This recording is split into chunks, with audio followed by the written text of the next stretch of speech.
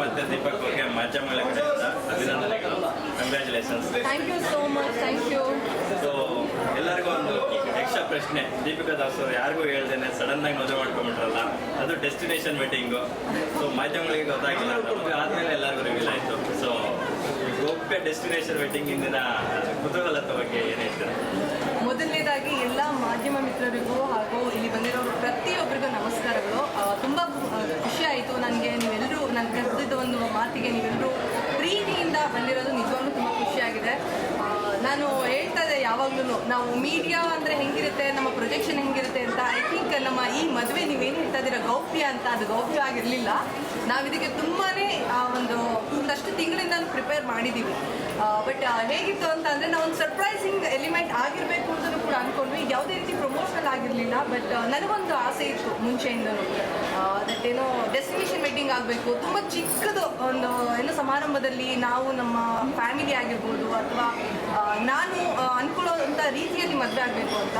So ನಾನು ದೀಪಕ್ ಅವ್ರಿಗೆ ಹೇಳ್ಬೇಕಾದ್ರೆ, ದೀಪಕ್ಗೆ ಸ್ವಲ್ಪ ದೊಡ್ಡ ಫ್ಯಾಮಿಲಿ ಇದ್ದಾರೆ, ಎಲ್ಲ ಬೆಂಗಳೂರವರೇ ಆಗಿರೋದ್ರಿಂದ, ಎಲ್ಲ ಇಲ್ಲಿಯವರೇ ಆಗಿರೋದ್ರಿಂದ ಅವ್ರಂತ ಇದ್ರು ಅದು ಆಗುತ್ತಾ, ಕಷ್ಟ ಆಗಲ್ವಾ ಅಂತ. ಬಟ್ ನನ್ನ ಮಾತಿಗೆ ರೆಸ್ಪೆಕ್ಟ್ ಮಾಡಿ ಸರಿ ಆಯಿತು ಮದುವೆ ಆ ಥರ ಆಗೋಣ ನಿನ್ನ ಇಷ್ಟ ಅಂತ ಹೇಳ್ಬಿಟ್ಟು ಅವರು ನನಗೆ ಏನೋ ನನ್ನ ಸಪೋರ್ಟ್ ಮಾಡಿದ್ರು. So I am so happy and thanks to him.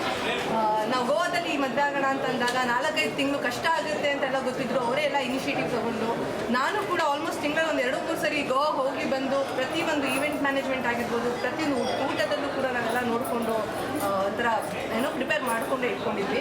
So ಎಲ್ಲೂ ಕೂಡ ನಮಗೆ ಗೊತ್ತಿರೋ ಹಾಗೆ, ನಮ್ಮ ಫ್ಯಾಮಿಲಿಗೆ ಗೊತ್ತಿರೋ ಹಾಗೆ ಇದು ಯಾವುದೂ ಕೂಡ ಹುಟ್ಟಾಗಿ ಮದುವೆ ಆಗಿರೋದಲ್ಲ ಅಥವಾ ಯಾವುದೇ ರೀತಿ ಸಡನ್ ಪ್ಲ್ಯಾನ್ ಅಲ್ಲ. ಐ ಥಿಂಕ್ ನಾವು ತುಂಬ ಟೈಮ್ ತೊಗೊಂಡಿದ್ದೀವಿ.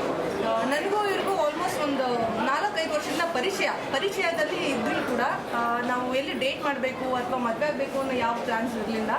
ಸೊ ಲಾಸ್ಟ್ ಇಯರ್ ಎಲ್ಲೋ ಒಂದು ಕಡೆ ಮಾತುಕತೆ ಬಂದಾಗ ನಾವು ಒಂದು ಫಂಕ್ಷನಲ್ಲಿ ಮೀಟ್ ಆದಾಗ, ಕಾರ್ಪೊರೇಟ್ ಫಂಕ್ಷನಲ್ಲಿ ನಾವು ಅಂದ್ಕೊಂಡ್ವಿ ಸರಿ ಈ ಥರ ಮದುವೆ ಅನ್ನೋ ವಿಚಾರನ ಮುಂದೆ ಇಟ್ಕೊಂಡು ಒಂದು ವರ್ಷ ಡೇಟ್ ಮಾಡೋಣ, ನೋಡೋಣ ನಮ್ಮಿಬ್ಬರಿಗೂ ಸರಿ ಹೋಗುತ್ತಾ ಇಲ್ವೋ ಅಂತೆಲ್ಲ ಯೋಚನೆ ಮಾಡಿದ್ವಿ. ಸೊ ಫೈನಲಿ 1 ವರ್ಷ ಆದ ನಂತರ ಸರಿ ಇದ್ರೂ ಡೇಟ್ ಮಾಡಾಯಿತು, ಎಲ್ಲ ಸರಿ ಹೋಗ್ತಿದೆ, ಇನ್ನೇನು ಮದುವೆ ಆಗೋದ್ರಲ್ಲಿ ಇನ್ನೇನು ತಡ ಮಾಡೋದೇನಕ್ಕೆ ಅಂತ ಡಿಸೈಡ್ ಮಾಡಿಕೊಂಡೆ ನಾವು ಮದುವೆ ನಿರ್ಧಾರ ಮಾಡಿದ್ವಿ.